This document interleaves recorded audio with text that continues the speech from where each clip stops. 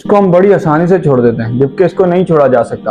اللہ کے رسول صلی اللہ علیہ وسلم، ان سے زیادہ خیر خواہ کوئی بھی نہیں ہے اپنی امت کا، ہمارے لیے خیر خواہ کوئی بھی نہیں ہے، ماں باپ بھی نہیں ہے جتنا اللہ کے رسول۔ وہ اس قدر ہمارے راتوں میں روئے ہیں کہ ان کے جو پیر ہیں وہ سوج جاتے تھے، اتنا وہ راتوں کو روتے تھے اور کہتے تھے یا اللہ میری امت کو بخش دینا، یا اللہ میری امت کو، یا امت وہ کہہ دیں۔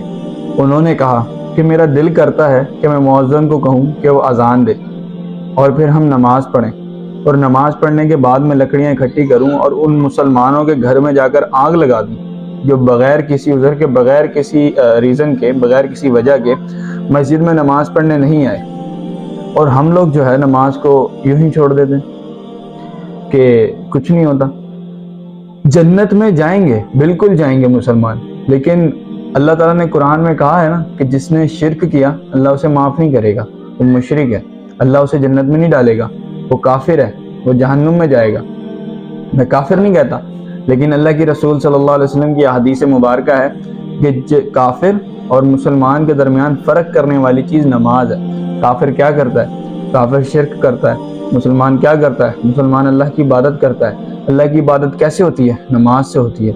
نماز از مسٹ امپورٹنٹ۔ پھر لوگ کہتے ہیں کہ یار ہماری جو ہے نا زندگی میں سکون نہیں آتا۔ What's the reason behind it کہ ہماری زندگی میں سکون نہیں آتا؟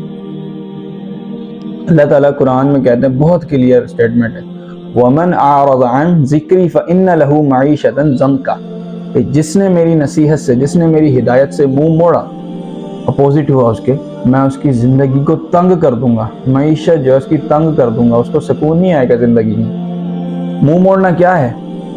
Can any body tell me کہ منہ موڑنا کیا ہوتا ہے؟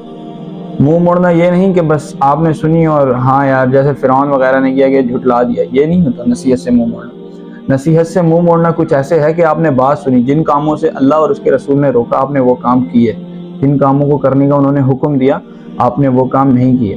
نماز کا حکم آیا، داڑھی کا حکم آیا، داڑھی کو بھی ہم سنت سمجھ کے چھوڑ دیتے ہیں۔ اور رہی بات سنتوں کی، پہلے بندہ فرض ہی پڑھ لے، فرض جو نہیں پڑھتا نا وہ تو کیا کہے بندہ اس کو، کہ سنتیں جو ہے نا یہ بھی مسٹ امپورٹنٹ ہے۔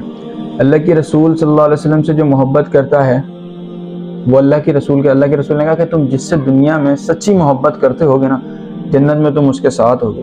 تو کون نہیں چاہتا اللہ کے رسول صلی اللہ علیہ وسلم کا؟ ہر مسلمان چاہتا ہے کہ اللہ کے رسول صلی اللہ علیہ وسلم کا ساتھ ملے، ہر مسلمان چاہتا ہے۔ تو ان کی سنتوں پر عمل کرنا بھی لازمی ہے اور سنتیں چھوڑنی نہیں۔ سب سے پہلا جو قیامت کے دن اللہ کے رسول نے کہا نا، سب سے پہلا جو سوال ہوگا، 5 سوال ہوں گے جن سے بندہ جواب دیے بغیر اپنی جگہ سے ہل نہیں سکے گا۔ سب سے پہلا جو اللہ کے رسول صلی اللہ علیہ وسلم نے کہا جو سوال ہوگا نا وہ ہوگا کہ تمہاری نمازیں، نمازوں کے بارے میں ہوگا۔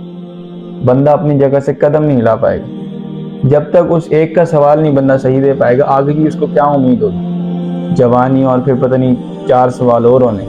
سب سے پہلا جو اللہ کے رسول نے کا سوال ہونا ہے وہ تمہارا نماز کے بارے میں ہونا ہے۔ اب نماز کے بارے میں اگر بندہ نہیں دے پائے جواب، پھر نماز کے بارے میں ہی جواب نہ دے پائے پھر کیا کرے گا بندہ؟ اس کو آگے کی تو کوئی امید ہی نہیں رہ جائے گی۔ ایک کا ہوتا ہے نا پیپر ہمارے سامنے آتا ہے، جب ہم ایک کا دکھ دیتے ہیں ہمیں کچھ ایزی لگتا ہے کہ یار انٹرسٹنگ پیپر ہے ایگزامس ہال میں، تو ایسی ہے نماز کا جب ہم سے سوال ہوگا تو ہم کیا جواب دیں گے اللہ کو کہ میں بزی بہت زیادہ تھا۔ یہ بہت بڑا گریٹ لاس ہے ہمارا نماز نہ پڑھنا نا۔ یہ ہمیں جب پتہ لگے گا جب ہمیں پتہ لگے کہ نماز کتنا بڑا ہمارے لاس بنتی ہے، جب اللہ قیامت کے دن پوچھے گا، جیسے اللہ نے قرآن میں کہا ہے نا کہ جہنمی سے قیامت والے دن جہنم کے جو دروغہ ہوگا ادھر وہ پوچھے گا کہ تمہیں کیا چیز جہنم میں لے، وہ کہیں گے قالوا لم نک من المصلین، ہم نماز پڑھنے والوں میں سے نہ تھے۔ تو نماز جو ہے یہ اللہ کی عبادت ہے اور یہ کوئی ہم اللہ پہ احسان نہیں کرتے، یہ ہمارا خود پر ہی احسان ہے نماز پڑھنا۔